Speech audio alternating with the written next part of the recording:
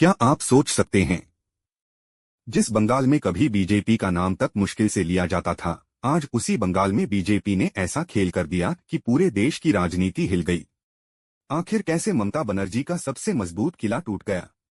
क्या ये सिर्फ मोदी मैजिक था, या इसके पीछे कोई बहुत बड़ी रणनीति काम कर रही थी? आज की इस वीडियो में हम जानेंगे बंगाल चुनाव की पूरी कहानी, शुरुआत से लेकर बीजेपी की बड़ी जीत तक। पश्चिम बंगाल, भारत की वो जमीन जहां राजनीति सिर्फ चुनाव नहीं बल्कि भावना मानी जाती है।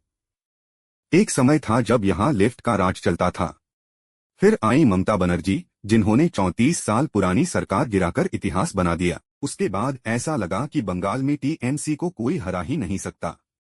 लेकिन धीरे धीरे कहानी बदलने लगी।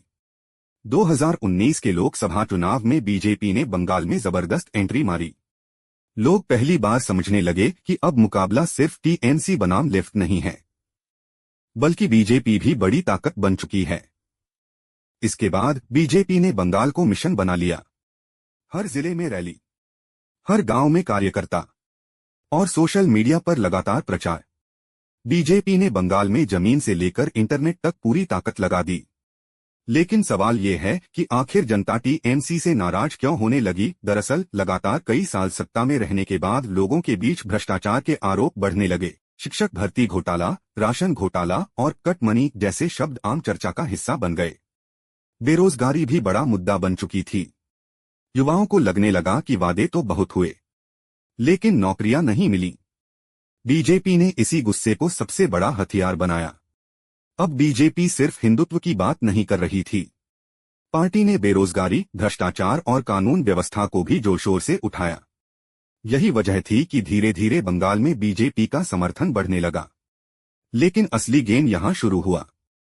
बीजेपी ने बंगाल की राजनीति को सिर्फ चुनाव की तरह नहीं लड़ा, बल्कि एक मिशन की तरह लड़ा। बूथ लेवल तक संगठन तैयार किया गया।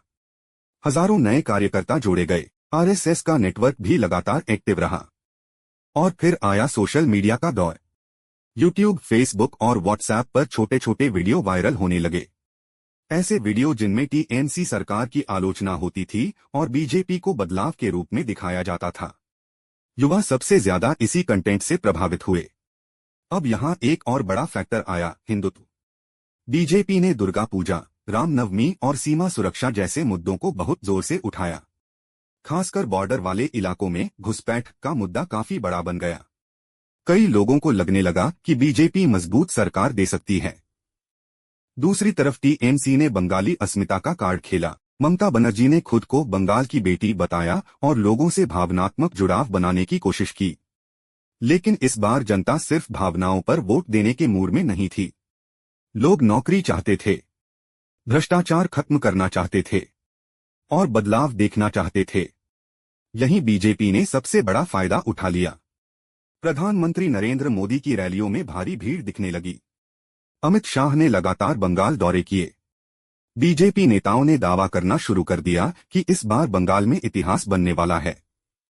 शुरुआत में बहुत लोगों को ये सिर्फ चुनावी बयान लगा, लेकिन जैसे जैसे चुनाव आगे बढ़ा, माहौल बदलता गया। ग्रामीण इलाकों में भी बीजेपी को समर्थन मिलने लगा। खासकर उत्तर बंगाल और सीमावर्ती जिलों में पार्टी काफी मजबूत हो गई। और फिर वो दिन आया जिसका इंतजार पूरे देश को था, चुनाव परिणाम। जब शुरुआती रुझान आने लगे तो हर कोई हैरान था। बीजेपी लगातार बढ़त बनाए हुए थी। टीवी चैनलों पर सिर्फ एक ही चर्चा थी, क्या बंगाल में सच में सत्ता बदलने वाली है? कुछ ही घंटों में तस्वीर साफ हो गई। बीजेपी ने बंगाल में ऐतिहासिक प्रदर्शन कर दिया। ये सिर्फ एक चुनावी जीत नहीं थी, बल्कि एक राजनीतिक संदेश था कि अब बंगाल की राजनीति पूरी तरह बदल चुकी है।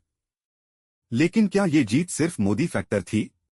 पूरी तरह नहीं। असल में बीजेपी की जीत के पीछे कई कारण थे। जनता की नाराजगी, मजबूत संगठन, सोशल मीडिया रणनीति, युवाओं का समर्थन और लगातार ग्राउंड लेवल पर काम। यानी बीजेपी ने सिर्फ भाषणों से नहीं, बल्कि लंबे प्लान के साथ बंगाल में जगह बनाई। दूसरी तरफ विपक्ष बिखरा हुआ दिखा। लेफ्ट और कांग्रेस पहले जितनी मजबूत नहीं रही। इसका फायदा भी बीजेपी को मिला, क्योंकि टीएमसी के खिलाफ वोट सीधे बीजेपी की तरफ चले गए। अब सबसे बड़ा सवाल ये है कि क्या बीजेपी बंगाल में लंबे समय तक टिक पाएगी, क्योंकि बंगाल की राजनीति बहुत तेजी से बदलती है। यहाँ जनता हर चुनाव में नया फैसला देने के लिए जानी जाती है।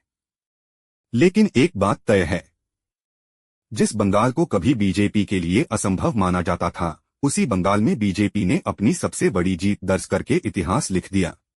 और शायद यही वजह है कि 2026 का बंगाल चुनाव आने वाले कई सालों तक भारतीय राजनीति में याद रखा जाएगा। तो दोस्तों, आपको क्या लगता है, बीजेपी की जीत का सबसे बड़ा कारण क्या था?